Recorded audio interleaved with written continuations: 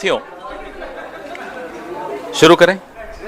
नमस्कार साथियों, जब संकट का दौर आता है किसी व्यक्ति पर, किसी परिवार पर, किसी समाज पर, किसी देश पर, तो अपने पराये की और निडर और कायर की पहचान हो जाती है। अभी 22 अप्रैल को देश पर एक संकट का समय आया। पूरा देश दहल गया किस तरह से 26 निर्दोष सैलानी टूरिस्ट आतंकियों के हाथ मारे गए पहलगाम में। और देश एक आवाज में बोल रहा था, मांग कर रहा था देश के प्रधानमंत्री से, देश के रहनुमा से, कि आप आतंकवाद के खिलाफ जो कदम उठाने हैं उठाइए। एक जिम्मेदार विपक्ष की हैसियत से कांग्रेस पार्टी ने 22 अप्रैल की रात को ही तुरंत एक स्टेटमेंट जारी किया और संकट की इस घड़ी में सरकार से कहा कि हम आप जो निर्णय लेंगे उसके साथ खड़े होंगे। नेता प्रतिपक्ष श्री राहुल गांधी विदेश यात्रा को बीच में ही छोड़कर लौटे। कांग्रेस अध्यक्ष श्री मल्लिकार्जुन खड़गे ने आग्रह किया सरकार से कि आप ऑल पार्टी मीटिंग बुलाइए, और उस बैठक में हमने बिना किसी किंतु परंतु के सरकार को कहा, आप जो कदम उठाएंगे हम आपके साथ रहेंगे, एक आवाज में बोलेंगे। और एक आवाज में बोला। तुरंत हमने कांग्रेस कार्य समिति की बैठक भी बुलाई और उसमें भी यही प्रस्ताव पारित किया कि हम अपने सैन्य बलों का मनोबल बढ़ाने के लिए राजनीतिक रूप से एक आवाज में बात करेंगे। राहुल जी पहलगाम के पीड़ितों से मिलने गए, अस्पताल में गए, वहां के अलग अलग भिन्न भिन्न स्टेक होल्डर्स से मिले, वो पोनी एसोसिएशन हो, अलग अलग एसोसिएशन से वो वहां मिले। और जो भारत के सिविलियंस पर पाकिस्तान की कायराना फायरिंग पुंछ में हुई, राहुल जी वहां भी गए अभी 3 दिन पहले, और उनकी सुध ली, उनकी तकलीफों को साझा किया देश के साथ। लेकिन ये सब तो जो हम कर रहे थे आपके सामने है, और हम बार बार आपसे बात भी करते रहे, दिन में 2 बार भी करते रहे, क्योंकि संकट का एक दौर है। जो पीड़ादायक बात है, जो शर्मनाक बात है, वो क्या है कि एक तरफ कांग्रेस पार्टी, पूरा देश, पूरा विपक्ष देश हित में डटा हुआ है आज तक, लेकिन 22 तारीख अप्रैल की रात से आज तक भाजपा की जो ओछे दर्जे की राजनीति, बहुत निम्न स्तर की राजनीति, उसमें कहीं कोई रोक टोक नहीं थी। वो रुके नहीं, वो उसी निम्न स्तर पे लगे रहे, अभी भी लगे हुए हैं। और अपना जो विभाजनकारी उनका एजेंडा है, एक तरह से माफ कीजिएगा, उन्होंने आपदा में अवसर ढूंढा। पूरे देश में आवाज उठ रही थी कि पाकिस्तान को जवाब दिया जाए, आतंकियों के खिलाफ कदम उठाए जाएं। भाजपा के लोग कश्मीर के छात्र छात्राओं के साथ दुर्व्यवहार कर रहे थे। देश की जो अकलियत है, माइनॉरिटी है, मुसलमान है, उनके साथ दुर्व्यवहार कर रहे थे। सोशल मीडिया पर क्या कर रहे थे आपके सामने है। आपदा में अवसर इसीलिए कहता हूं। और जो आधिकारिक सोशल मीडिया हैंडल्स हैं, उसमें एक धार्मिक उन्माद फैलाने की चेष्टा की गई।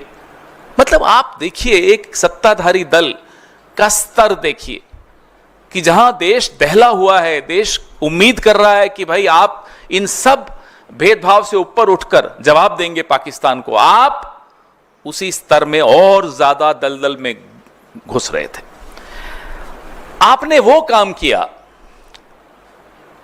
जो शायद जिन्ना चाहते थे, जो लश्कर तैयबा चाहता है, जो जैश चाहता है, जो पाकिस्तान चाहता है। आपने वही उन्हीं की भाषा में बात की, आपने वही विचारधारा दिखाई, आपने वही मानसिकता दिखाई। ये पीड़ा इस देश को हमेशा रहेगी, ये पीड़ा हम सब के मन में हमेशा रहेगी। और ये सवाल आने वाली कई दशकों तक, शतकों तक पूछा जाएगा कि जब देश पर आपदा आई तो कौन क्या कर रहा था, राहुल गांधी क्या कर रहे थे, मल्लिकार्जुन खड़गे जी क्या कर रहे थे, और नरेंद्र मोदी क्या कर रहे थे। वो क्या कर रहे थे उसका तो जिक्र करना भी मुझे लगता है इस गंभीर विषय पर उनका जिक्र करना मुझे लगता है बहुत मजाकिया हो जाएगा, और ये मजाकिया विषय है नहीं। जिस तरह से वो कभी प्रेम चोपड़ा की तरह, कभी परेश रावल की तरह डायलॉग्स दे रहे हैं साहब, जा जाकर ये सिंदूर है, इसमें रगों में मांग क्या है, खून है, गर्म है, ठंडा है, और गोली खाओ रोटी खाओ। ये प्रधानमंत्री है, ये प्रधानमंत्री है देश के। आज तक हमें जवाब नहीं मिला कि 2023 में पुंछ में जो आतंकियों ने किया, 2 अक्टूबर 2024 में गांधरबल में जो किया, गुलमर्ग में अक्टूबर 2024 में जो किया, पहलगांव में अप्रैल 2025 में जो किया, उन आतंकियों का क्या हुआ, वो कहां है? आज तक जवाब नहीं मिला कि सीजफायर किन शर्तों पर हुआ। आज तक जवाब नहीं मिला हाफिज सईद, अजहर मसूद बच के कैसे निकल गए। क्या सीजफायर की शर्तों में इन्हें वापस लाना है या नहीं है? कोई जवाब नहीं। जवाब मांगो, सवाल पूछो तो ये डायलॉग आते हैं आपके पास। पिक्चरें हम सबने देखी है साहब, हमारा सारा बचपन पिक्चरें देखकर गुजरा है, लेकिन गंभीर विषयों पे गंभीर चर्चा होनी चाहिए या पिक्चरों के डायलॉग होने चाहिए? पूरी विदेश नीति ट्रोल्स को आउटसोर्स कर दी, पूरी सुरक्षा नीति ट्रोल्स को आउटसोर्स कर दी, पूरी आंतरिक नीतियां जो है, राजनीति जो है, राजनीतिक विमर्श जो है, ट्रोल्स को आउटसोर्स कर दिया। ये उसका नतीजा है। नतीजा मैं आपको बताता हूं क्या हुआ पिछले 10 घंटों में क्या हुआ विदेश नीति का। मैं आपको एक ज्वलंत उदाहरण देता हूं। कुवैत ने पाकिस्तान से वीजा की रेस्ट्रिक्शंस जो रोक थी वो हटा दी। ये अभी कल हुआ है। कुवैत में जो लेबर फोर्स है 21% भारत का है। यह भारत की विदेश नीति है कि अब चूंकि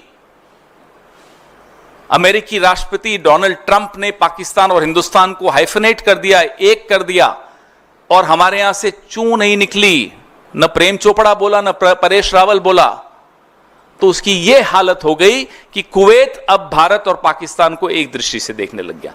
जो रेस्ट्रिक्शन थी वीजा पाकिस्तानियों पर कुवैत से, वो हट गई, और पाकिस्तान और कुवैत अब लेबर ट्रीटी साइन करने वाला है। यह भी आप सुन लीजिए, यह है आपकी विदेश नीति का नतीजा। एक और उदाहरण देता हूं, यह अभी पहलगांव के बाद ही हुआ है। UAE, United Arab Emirates, Pakistan और भारत की हाइफनेशन का नतीजा देखिए कि 5 साल का वीजा की अनुमति पाकिस्तान को भी दे दी। यह स्थिति अब हमारी विदेश नीति की हो गई है। हम रोज कह रहे हैं, पिछले 1 महीने से कह रहे हैं कि साहब, एक नेपाल और भूटान तक नहीं बोला जब भारत पर संकट आया। किसी एक देश ने पाकिस्तान को आतंकी देश नहीं बोला। हमारी जुबान अकेले हम बोलते रहे, हमारी बात में बात नहीं मिलाई किसी ने। ये विदेश नीति की कमजोरी नहीं है तो और क्या है? 22 फरवरी 1994 में एक सर्वसम्मति से प्रस्ताव पारित हुआ था पीएको को लेकर। आज इस बात को 31 साल हो गए, और इस 31 सालों में बहुत कुछ बदला है, बहुत कुछ हुआ है, लेकिन जो मई 2025 के इस द्वंद्व में मालूम पड़ा वो बहुत चिंता का विषय है कि कैसे चीन और पाकिस्तान एक होकर टेक्नोलॉजी के माध्यम से एक होकर आए, एक होकर दिखे। इससे ज्यादा खौफनाक और क्या हो सकता है कि हम इसके लिए तैयार नहीं हैं। हम इस बात को एड्रेस नहीं कर रहे क्योंकि ट्रोल्स को समझ में नहीं आता। सब कुछ तो ट्रोल्स निर्णय लेते हैं। हमारी नीति क्या है, हम इसका कैसे जवाब दे रहे हैं? हम हाइफनेशन होने दे रहे हैं, हम अलग थलग होते चले जा रहे हैं विश्व समुदाय में। अभी कल ईरान ने खुलकर पाकिस्तान को बोला, और ये वही ईरान है जिसके खिलाफ आपके ट्रोल्स टीवी पे, जिनको ये लोग भेजते हैं एक्सपर्ट बना बना के, आपने देखा पिछले 1 महीने में उस एक ट्रोल नहीं, अनेक ट्रोल हैं, ईरान के ऊपर कितनी भद्दी टिप्पणियां की।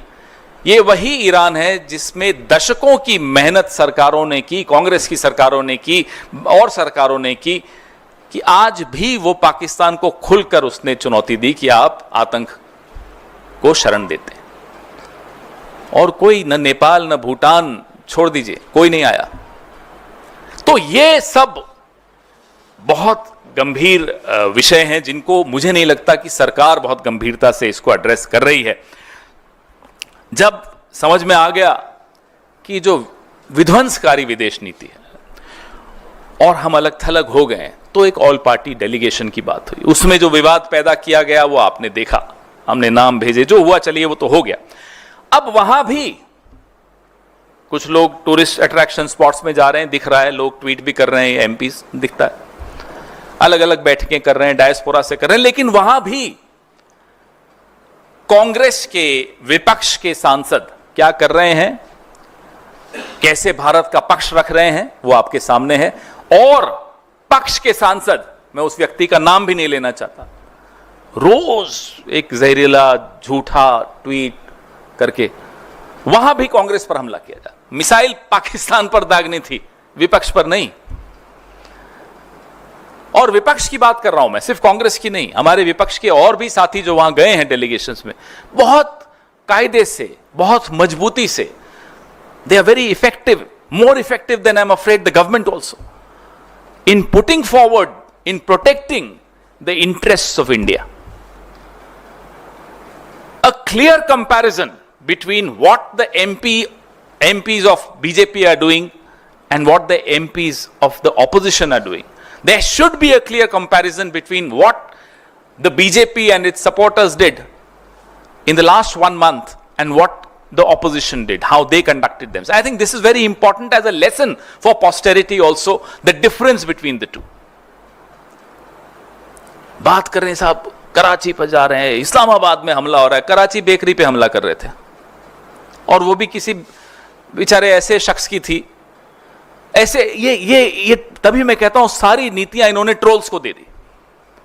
ये सरकार अब ट्रोल्स चला रहे हैं। आप सबको चिंता में नींद नहीं आनी चाहिए जब ये बात आपको समझ में आ जाएगी तो।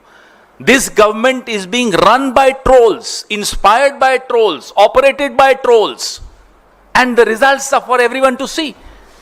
When the prime minister talks in the language of a troll,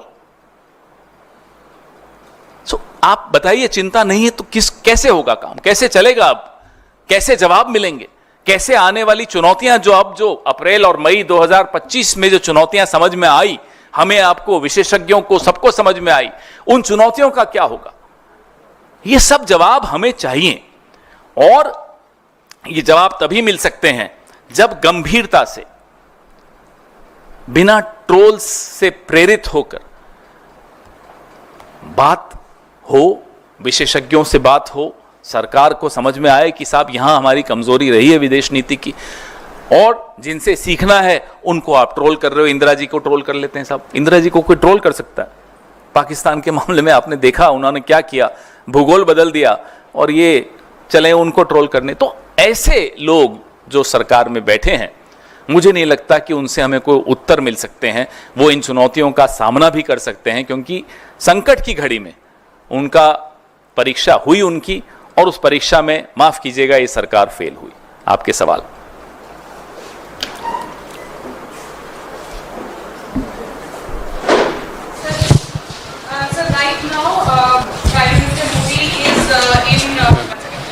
Gujarat road show. He's in Gujarat and he has made certain comments saying that इस बार सारी व्यवस्था थी ताकि हमारे घर कोई सबूत ना मांगे. We demolished all targets in front of camera so that no one inside India asked for evidence. यही हल्की राजनीति. This is what we say. This is what we mean when we say that very low level politics, and that too straight. Troll in chief, divider in chief, the prime minister. अब ये troll की भाषा नहीं है तो क्या है? आपने तो खुद साबित, हमने नहीं, आपने नहीं, प्रधानमंत्री ने खुद साबित कर दिया जो अभी मैंने कहा। This is the language of a troll. आपने सीज फायर क्यों किया? बताइए, जब पूरा देश आपके साथ खड़ा है, 3 दिन और फौज को मिल जाते, सबूत छोड़िए, कोई कुछ नहीं मांगता, पाकिस्तान पानी मांग रहा होता आपसे। क्या किया आपने? वो 3 दिन अगर आप और दे देते, आपने दबाव में आकर सीज फायर किया, उसका जवाब देने की बजाय ये डायलॉग। पवन सर, मेरा सवाल आपसे ये है, कल कंसल्टेटिव कमेटी एक्सटर्नल अफेयर्स की मीटिंग हुई जिसको खुद विदेश मंत्री ने जो है वो चेयर किया, और ये बात सामने आ रही है कि उस मीटिंग के अंदर जब ये सवाल आया कि राहुल गांधी ने पूछा है कि बताया गया था क्या पाकिस्तान को, तो वहां से उन्होंने ये जवाब दिया कि इस बात को बार बार पूछना और उसको पूछना भी भाई एक तरीके का अपराध है। अगर इस तरह की बात करनी है, सारी परंपराओं को तोड़ते हुए, एस जयशंकर ने जो बाहर आकर स्पिन डॉक्टरिंग करने की कोशिश की, अगर हम भी परंपराएं तोड़ने पर आ जाएं, तो अंदर उन्होंने क्या बोला था अगर बाहर आ जाए, शक्ल दिखाते फिरेंगे, छिपाते फिरेंगे। चुनौती देते हैं हम, आइए बाहर आके बोलिए, अच्छी बात नहीं है ये। अंदर क्या हुआ अगर हम बताएं कि जयशंकर जी ने अंदर क्या बोला, सरकार में शायद कोई भी मुंह दिखाने के काबिल नहीं रहेगा। लेकिन हम नहीं बोलेंगे क्योंकि हम परंपराएं समझते हैं, कन्वेंशंस का रिस्पेक्ट करते हैं। We respect those conventions. What happened inside if we were to expose, not a single minister in the cabinet will be able to show his face or her face, but we will not do that because we believe in conventions, we respect these democratic conventions. But Mr. Jaishankar alias JJ should also avoid becoming a spin doctor. I mean, he is known for a lot of things which he should not be known for. Now, one more addition is that he is also a spin compounder. I wouldn't even say spin doctor. Sir, प्रधानमंत्री ने अभी गुजरात में ये बोला है कि 1947 का reference draw करते हुए कि if that time we had listened to Sardar Patel and kept fighting till we have got back POK, things wouldn't have been wrong. He has no idea of history, geography, entire political science, basic democratic courtesies. Why are you even quoting him? Why do you even take him seriously? What were his ideological forefathers doing in 1947? They were criticizing Sardar Patel. They were burning his effigies in that era. They were making cartoons of Sardar Patel, Pandit Jawaharlal Nehru, Subhash Chandra Bose, Mahatma Gandhi. The famous cartoon of a Ravan with 10 heads. So, don't take the Prime Minister seriously. I don't think his cabinet takes him seriously. I don't think the RSS takes him seriously. I don't know why you keep quoting him. पवन जी, थोड़ा देश के भीतर का 2 सवाल हैं। पहला तो ये कि जिस तरीके से प्रधानमंत्री ऑपरेशन सिंदूर को लेकर वो प्रचार प्रसार कर रहे हैं, लेकिन अब मणिपुर की याद नहीं आ रही है। मणिपुर में वहाँ के जो गवर्नर हैं उनको इम्फाल एयरपोर्ट से अपने घर तक आने के लिए हेलीकॉप्टर का इस्तेमाल करना पड़ा। मणिपुर अभी भी जल रहा है। इस पर कांग्रेस पार्टी की क्या शर्मनाक है? बात है कि गवर्नर भी सुरक्षित अपने आप को महसूस नहीं कर रहे। राष्ट्रपति शासन की ये हालत है वहां, ये स्थिति है वहां मणिपुर में, और प्रधानमंत्री 2.5 साल होने वाले हैं, मणिपुर नहीं गए। हम लोग कई बार हो आए, राहुल जी कई बार हो आए, खरगे जी हो आए। मरहम लगाने की जरूरत होती है। देश का अपने आप को राजा समझते हैं, अलग अलग वेशभूषा में दिन में 4 बार नए नए कपड़ों में दिख रहे हैं। आजकल फौज की भी ड्रेस में उनकी होर्डिंग्स लगी हुई हैं। ये प्रधानमंत्री हैं कि आप मरहम लगाने मणिपुर नहीं जा पाते और यूं दिन भर डायलॉग दे रहे हैं, रगों में खून, रगों में सिंदूर, सिंदूर ठंडा, खून गरम, खून ठंडा, सिंदूर गरम। क्या है ये? मजाक बना रखा है इस पद का। कोई मर्यादा है या नहीं इस पद की? इस पद के साथ जिम्मेदारियां जुड़ी हैं, डायलॉग बाजियां नहीं जुड़ी हैं। और उन जिम्मेदारियों में मणिपुर जाना भी लिखा है, जख्मों पर मरहम लगाना भी लिखा है। अपनी जिम्मेदारियों से बिल्कुल दूर भागने वाला व्यक्ति दिन भर, मुझे लगता है ये 18 घंटे में से 17 घंटे डायलॉग्स की प्रैक्टिस करते हैं और 1 घंटा बोलते हैं। सर, एक और सवाल है सर। चौथी अर्थव्यवस्था भारत बन चुका है, ये कल नीति आयोग के सीईओ ने बयान दिया। उसके बाद तमाम मंत्रियों ने इसको एक उपलब्धि के तौर पर बताया मोदी सरकार के, और उसके बाद अब सफाई आई है कि हम नवंबर दिसंबर तक चौथी अर्थव्यवस्था बनेंगे। अब पहले से ही तारीफ करनी शुरू कर दी। ये हालत है इनकी। डेडलाइन 2047 की हर चीज के लिए कर चुके थे, फिर ये नया आंकड़ा लेकर आए जब हम जापान से आगे बढ़ गए, फिर याद आया कि नहीं, अभी बढ़े नहीं हैं। और नीति आयोग में कल एक बड़ी और रोचक बात हुई परसों। नीति आयोग ने कहा सबको कि भाई तुर्की का मॉडल अडॉप्ट करना चाहिए। ये टर्की का मॉडल अडॉप्ट करने के लिए कहा जा रहा है नीति आयोग की रिपोर्ट में। आपने नहीं देखा? देखिए ना, मैं पढ़ता हूं आपको। NITI Aayog report published on Monday has mentioned Turkey as one of the nations from which India should adopt global best practices to address and bridge the skill gaps in the country's medium enterprises. Skill gaps को ठीक करने के लिए नीति आयोग कहता है कि Turkey का model adopt कीजिए। ये जो मैं कहता हूं आपको, नीतियां सारी ट्रोल्स के हाथ में दे दी। नीति आयोग को बेचारे को पता नहीं चला कि ट्रोल्स क्या कर रहे हैं। ये स्थिति है। और नीति आयोग को छोड़िए, जब पूरी सरकार के लेफ्ट हाथ को नहीं मालूम कि राइट हाथ क्या कर रहा है, तो यही होगा ना। जापान से आगे बढ़ गए जी, अभी 2-4 महीने दे दो, अमेरिका से आगे बढ़ते हुए दिखा देंगे और हमारे ट्रोल्स मान भी जाएंगे, जय जयकार भी हो जाएगी। मोदी जी फिर नई कोई वेशभूषा में आएंगे और निकल पड़ेंगे, साहब ये भी हासिल कर लिया, मेरी रगों में व्यापार है, मेरी रगों में एक इस वाली रग में व्यापार है, इस वाली में सिंदूर है। पवन जी, सर, यूपी सरकार ने फैसला किया है कि अब जो भी शादी यूपी में होगी उसमें सिंदूर दान गिफ्ट किया जाएगा। वहीं आपके यूपी के कोई सवाल अध्यक्ष कहते हैं इन सवालों पे क्या जवाब दें? भाई पहलगाम के में जो सिंदूर उजड़े हैं, क्या उन आतंकियों को आप लेकर आए हो? क्या सीजफायर में वो आतंकियों को लाने की शर्त रखी है?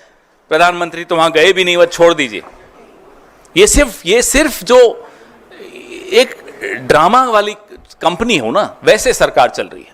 कोई डायलॉग देता है, कोई नए नए शिगुफे छोड़ता है, लोगों को, दर्शकों को कैसे मनोरंजन मिलता रहे, तालियां बटोरते रहें। ये एक ड्रामा कंपनी है, सरकार नहीं है। Pawan sir, हाँ जी Sir, as Congress party has decided to hold the Jai Hind Sabha tomorrow, there is going to be a Sabha in Delhi as well. Now the question which the BJP is raising, that on one side Prime Minister is giving a stern message to Pakistan, but on the other side it is the Congress party which is basically doubting our armed forces. How do you say? why do they keep hiding behind the armed forces? Armed forces have done their job. They could have done more if we had given them time. The government did not give them time enough. Government rushed into a ceasefire. The questions are being asked to the government, and the government is so afraid of responding to those questions that they'll hide behind the armed forces. You give them 2 more days and see what the armed forces are capable of achieving. But we'll ask questions to the political leadership. We have a brave army and a coward as a prime minister. We have a very brave forces, but a very, very coward kind of a government. So we have every right, and it's our duty to ask questions to these cowards who are occupying important positions in government, Prime Minister and others. Pawan sir, Brijbhushan Sharan Singh को कल अदालत से राहत मिल गई है इस मसले पर। आपको हैरानी हो रही है? उन्हें भी हैरानी नहीं हुई।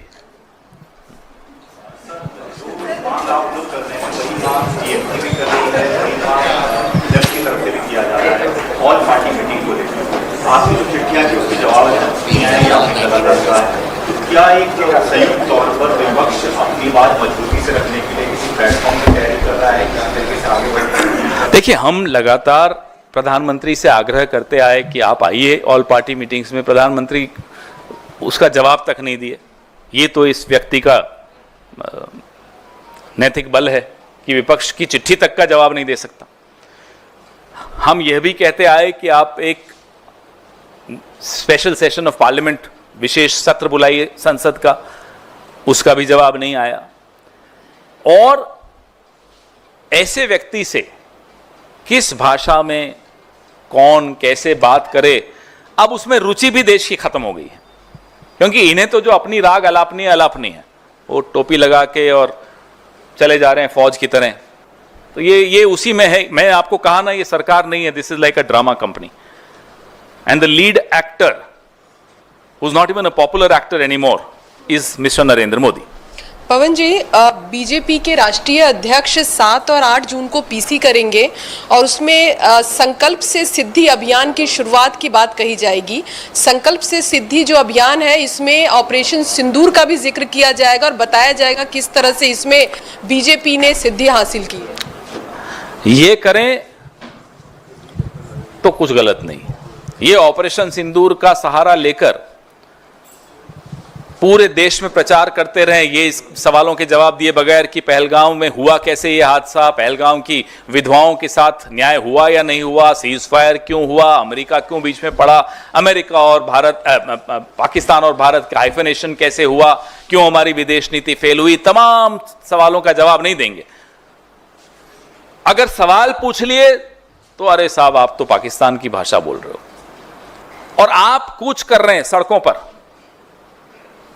प्रचार कर रहे हैं ऑपरेशन सिंदूर में ये हासिल किया, ये हासिल किया। हम तो सिर्फ ये कह रहे हैं कि पहलगाम की विधवाओं के लिए न्याय हासिल किया या नहीं किया, सीज फायर में आतंकियों को वापस हमें सुपुर्द किया जाएगा, ये हासिल किया या नहीं किया। जो नुकसान हुआ है वो आपके सामने है, हाइफेनेशन आपके सामने है, कश्मीर पे मध्यस्थता आपके सामने दिख रही है, सुनाई दे रही है। ट्रंप रोज बोल रहा है लेकिन जवाब यहां से नहीं जा रहा है। ये आंखें, लाल आंखें दिखाएंगे सिर्फ विपक्ष को, और विपक्ष भी नहीं डरता है इनकी लाल आंखों से। दिखाते रहो, जहां दिखानी है वहां दिखाओगे नहीं। आज पूरा देश को ये समझ में आ रहा है 19 जून 2020 को जो क्लीन चिट चीन को दी थी उसका खामियाजा कितना भारी है।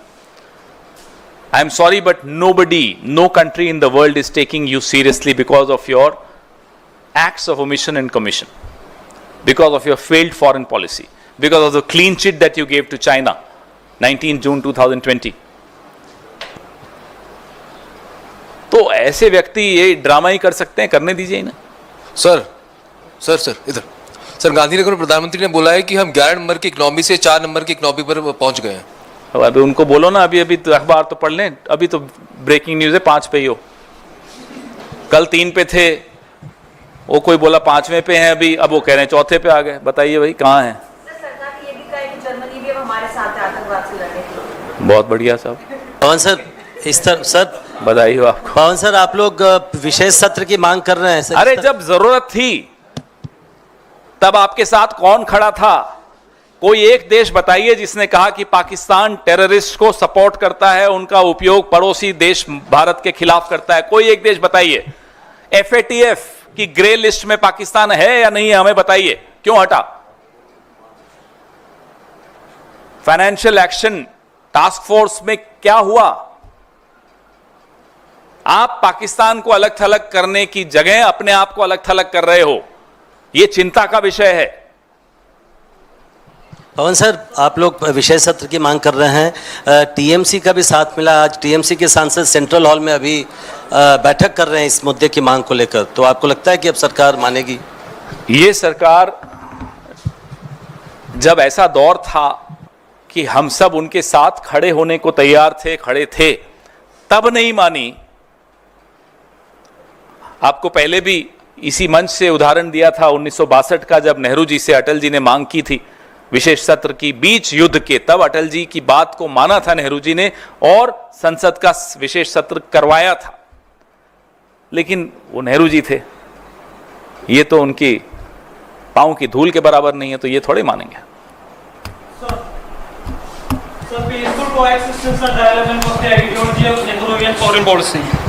After 60 years, do you think we deviated from that? Also, do you think the ruling party tries to undermine the ideology put forth by Nehru for their own gain? I am asking this question since it is the 60th anniversary of Jawaharlal Nehru. It's the death anniversary of Jawaharlal Nehru ji, and it's a very valid question that you asked. They are trying to undermine Jawaharlal Nehru ji because they cannot match.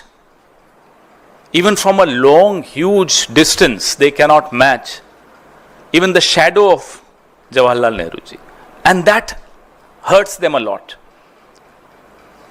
To become Jawaharlal Nehru, you have to live a life of Jawaharlal Nehru, a life of giving up all the prosperity that he was born in. He adopted a life of hardships. He understood India as a man in love with India. And only a man in love with his motherland can understand India the way Jawaharlal Nehru understood India. So there is no comparison. I would hate myself if I start even comparing the two. They can't be compared, I'm sorry. Sir Sanjay Raut ने बोला है operation Sindoor is a failure. देखिए, अब उनसे पूछिए, उनका सवाल मैं जवाब कैसे दूंगा? आप बोलेंगे तो उनको बुलाने की कोशिश करते हैं, अब मुश्किल होगा इस पार्टी को. Thank you.